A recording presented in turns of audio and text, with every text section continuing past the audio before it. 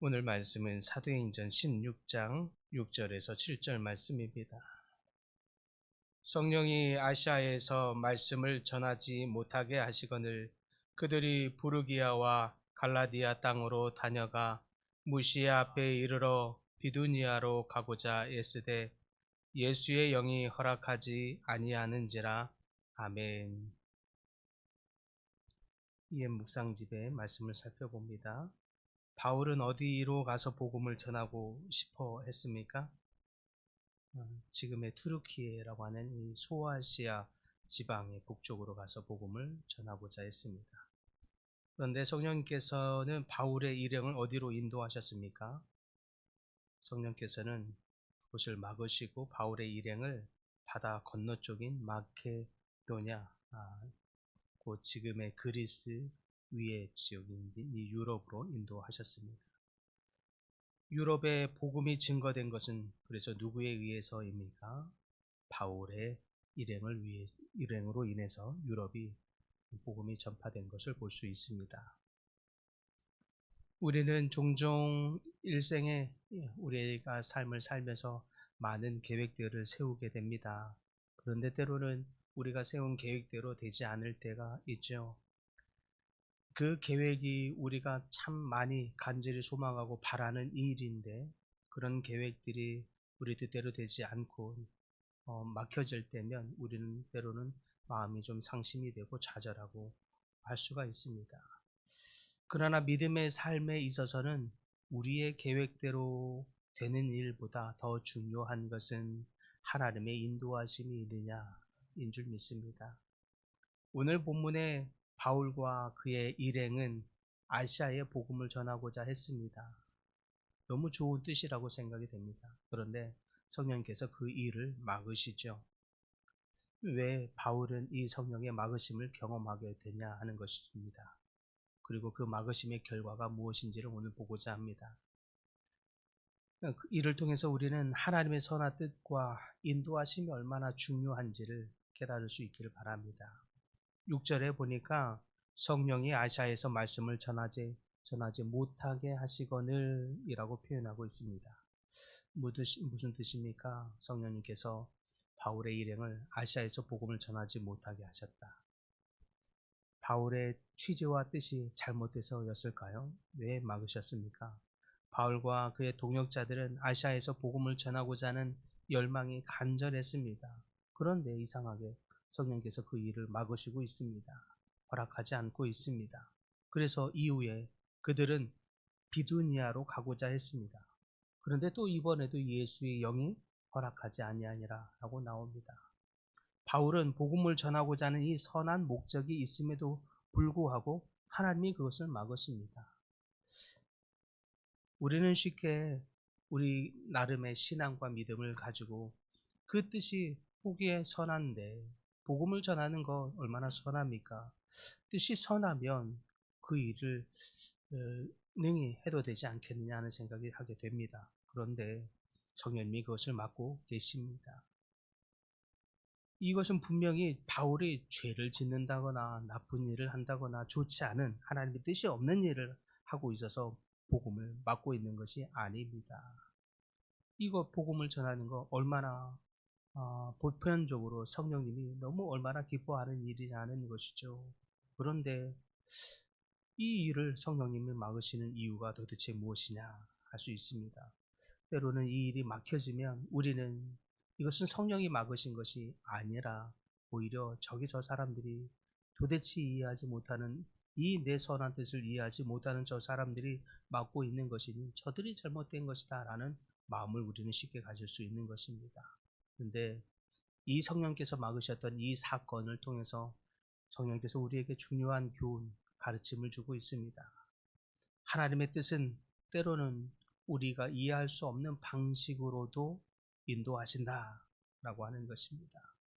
때로는 그래서 우리가 복음을 전한다고 하는 이 좋은 선한 뜻이라 할지라도 때로는 하나님의 때와 방법은 우리의 방법과 또 시기와 다르기 때문에 오히려 우리는 그 하나님의 막으심을 잘 깨어서 깨달아야 한다라고 하는 것입니다. 우리의 계획이 아무리 선하다 할지라도, 아무리 좋아 보인다 할지라도 때로는 성령께서 막으심을 우리는 깨달아서 오히려 그 막으심을 순종해야 하는 줄 믿습니다. 성령의 막으심은 오히려 우리가 생각하는 그것보다 더 큰 계획을 가지고 있기 때문입니다.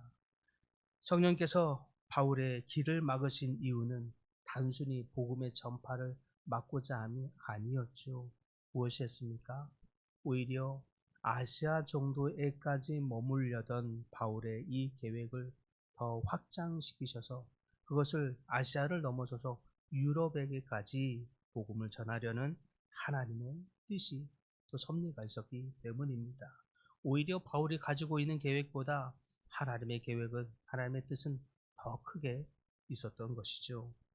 바울의 입장에서 보면 이것을 이해하지 못할 때면 이거야말로 답답한 일이 아닐 수 없습니다. 아니, 다 내가 가진 이 복음에 전파하려는 이 뜻이 잘못됐냐고요. 조금도 그 뜻이 잘못됐다고 생각이 되지 않을 때면 이 막으시는 것이 도무지 이해가 되지 않습니다. 왜 일이 풀어지지 않는 것인지 도무지 이해가 안 되고 원망이 될 수 있는 것이죠. 그런데 오히려 막으시는 일이 바울의 복음을 더 넓게 열방의 끝까지 흘러가게 하는 하나님의 선한 뜻과 계획이 있었음을 말하고 있는 것입니다.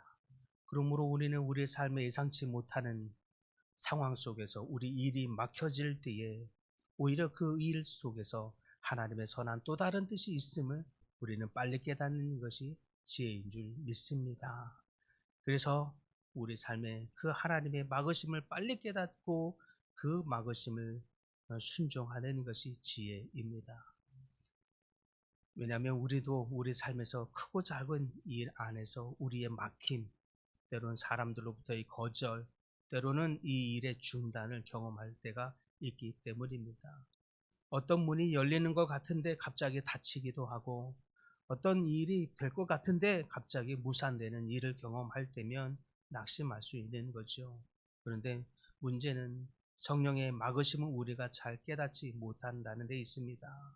그것이 심지어 우리가 가진 이 뜻이 너무 선해 보이고 누가 보아도 이게 하나님의 뜻하고 어긋나 보이지 않을 때면 더더욱 이것은 성령의 막으심이라고 생각되지 못합니다.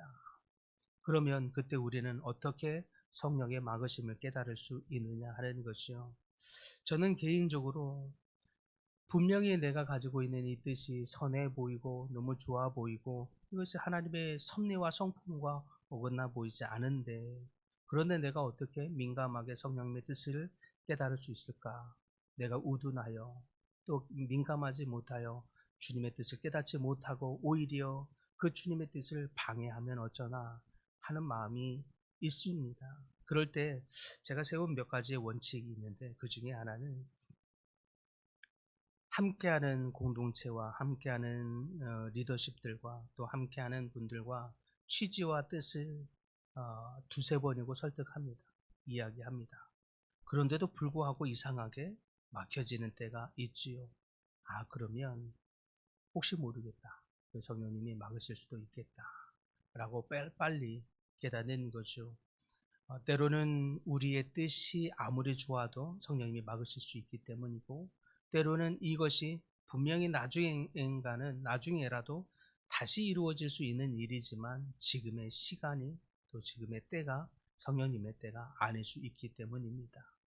우리는 이토록 저마다 우리가 민감하여 성령님의 뜻을 모두 순간 알면 너무 좋은데 그렇게 되지 못할 때가 있고, 그래서 오히려 우리가 아무리 좋은 취지와 뜻을 가지고 있어도 성령님이 막으실 때에 우리가 그것을 방해하고 오히려 성령님의 뜻을 거스르지 않기 위해서라도 우리가 성령님의 뜻을 순종하고 깨달을 수 있는 나름의 안전장치와 같은 민감한 안전장치가 있어야 할 줄 믿습니다. 그래서 우리가 성령님의 뜻을 거스르지 않는 것이 중요하다는 생각이 듭니다.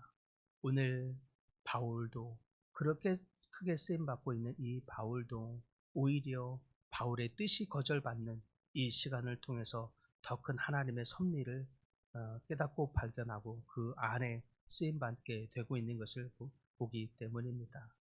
사랑하는 성도 여러분, 그러므로 여러분의 삶에 여러분이 계획한 어떤 일이 맡겨질 때에 오히려 그것으로 인하여 실패하고 좌절하거나 때로는 그 일이 막혀지는 어떤 원인을 인하여 누군가를 탓하고 원망하지 않기를 바랍니다.